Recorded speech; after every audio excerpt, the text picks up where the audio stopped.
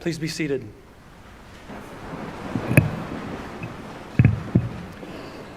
In the gospel passage this morning, we hear the parable of the wheat and the weeds, or using the more archaic term, the wheat and the tares. This is one of those cases where the older language is helpful, I think. Many scholars think that the Greek word used here referred not just to any old weed, but to a specific plant that we know today as bearded darnel. It was a kind of ryegrass that was a notorious pest in the grain fields of the ancient Mediterranean. Bearded darnel, or tares, caused a variety of problems. For one, the seeds were mildly poisonous, and when they got mixed in with the wheat, a small amount could ruin an entire crop. For another, when wheat and tares are young, the plants look almost identical. Only experienced farmers could have told them apart. As they grow, the root systems intertwine. That is why the landowner here says don't pull them out. You had to let them grow together. By harvest time, an experienced reaper would be able to distinguish between them, with the wheat going to the barn and the tares going to the furnace. The landowner in this parable is clearly a wise and reasonable person. With this enemy who came in the night to sow tares, he suffered what was in effect a malicious act of agricultural vandalism. Yet we hear nothing about resentment towards his enemy, no self-pity over the hand he's been dealt, or plots of revenge to even the score.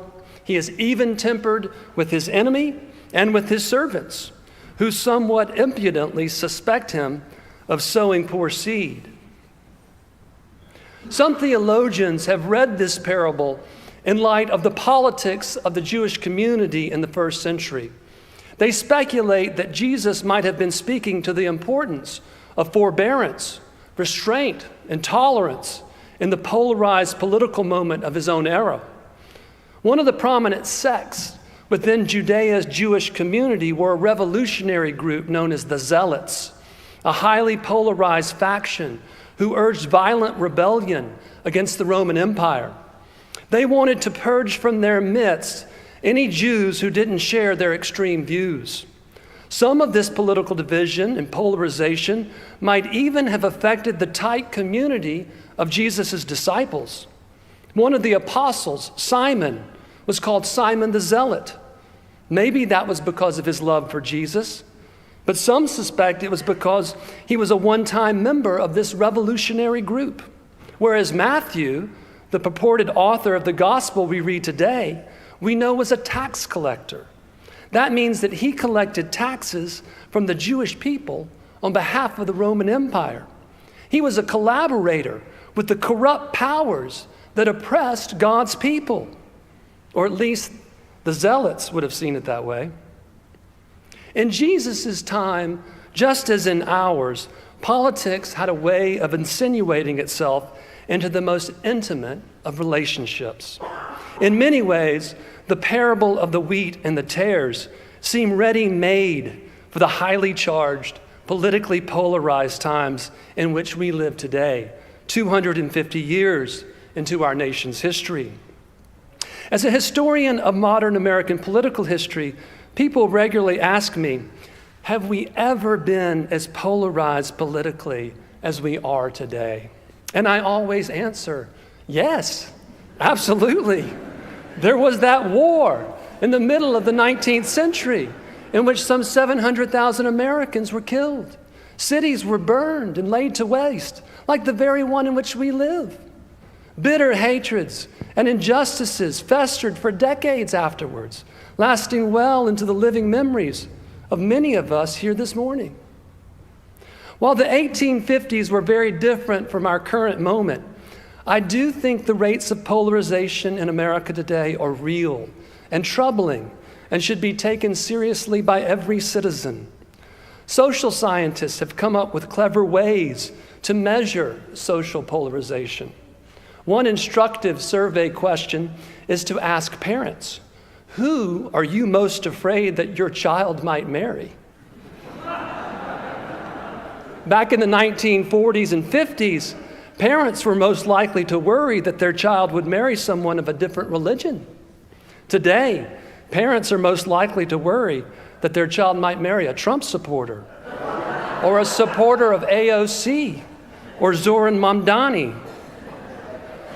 It's a telling statistic because it speaks to the degree to which, for many Americans across the political spectrum, politics today has become a kind of religion, something that shapes our deepest identities and moral commitments, something that demands a kind of unquestioning loyalty that often is associated with religious belief.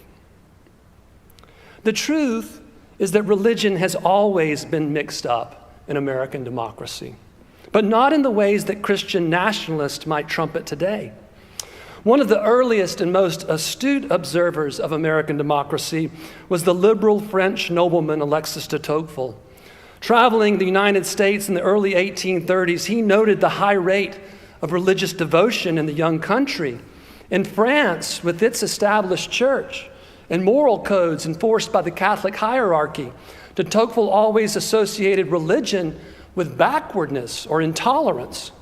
In the United States, however, he observed that with no established church and its emphasis on the liberty of conscience, religion was a spur to the kinds of personal virtues essential for free government. Virtues such as honesty, forbearance, and self-control. The virtues we see practiced by the landowner in today's gospel. But it's not just the Christian nationalists who misread the relationship between American democracy and American religious devotion. As Christians, many of us remember the prophetic voices of our nation who helped root out the poisonous tares among America's amber waves of grain, and rightly so. Yet too often we forget that they were not some kind of mythical creatures sent from on high. They were real-life human beings of flesh and blood, and they too faced times when they needed to accept the weeds among the wheat.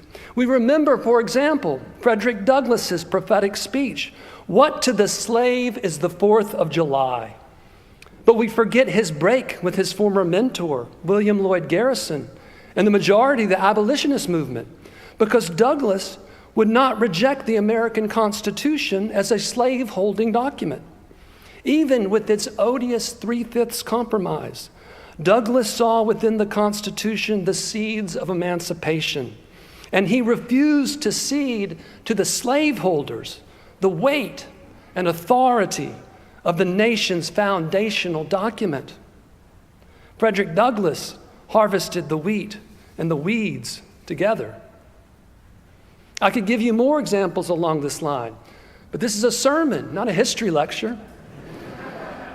As an amateur preacher, it might be best if I just left things there, with the reading of today's gospel as an endorsement of the principle of pluralism, the idea that no one person or party has monopoly control over the truth. In a complex world, it can be very hard to determine what is wheat and what are weeds. Thankfully, we live in a country with a political system in which people can make that call for themselves. They have a right to express the truth as they see it and to reason together with others for a better country and a better world. That process has been the glory of this nation for the last 250 years. The problem with leaving it there is that I've only dealt with the first half of the gospel reading, and it's in the second half where things get really strange. That's when Jesus and the disciples go into the house, and he explains the parable of the wheat and the tares to them in private. If you read this part literally, it is absolutely terrifying. Jesus explains that the weeds in the parable are the children of the evil one. The harvest is the end of the age, and that when the harvest comes, all the causes of sin and evil will be thrown into the furnace of fire, where there will be weeping and gnashing of teeth.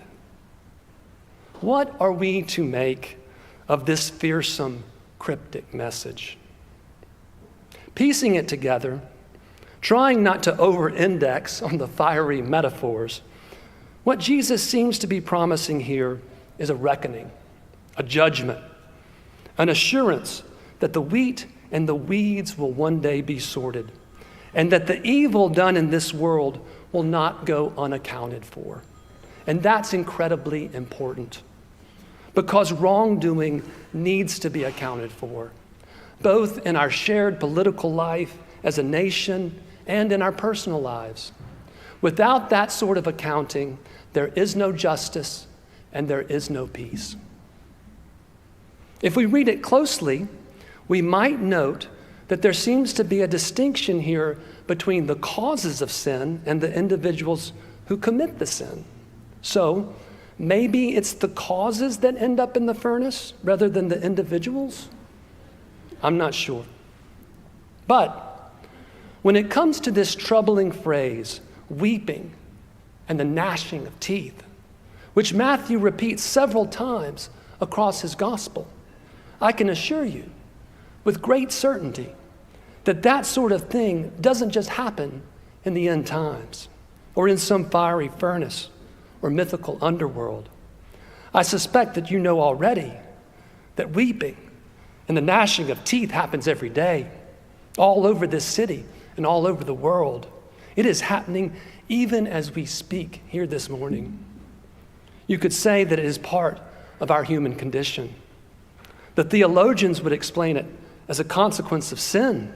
Sin not as any specific act of wrongdoing, but as a condition of our separation from God.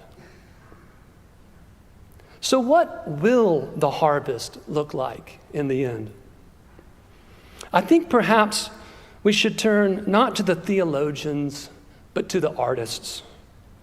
It is the artists, after all, who know that with deep mysteries of this sort, rational explanation will only get you so far. When I think about the harvest and the mystery of the harvest, I think about the vision that comes to the character of Miss Turpin at the end of Flannery O'Connor's story, The Revelation. Some of you know the story. If you don't, and you leave here today to go look it up, let me warn you that it's one of O'Connor's stories where you have to take the wheat and the weeds together. It's set during a time when folks use language that we don't use in polite society today. If you do read it, you'll notice straight away that Miss Turpin is the kind of person who is very confident that she can distinguish between the wheat and the weeds. The story is set in the late decades of the rural Jim Crow South, and Miss Turpin basically believes that there are three kinds of people in the world.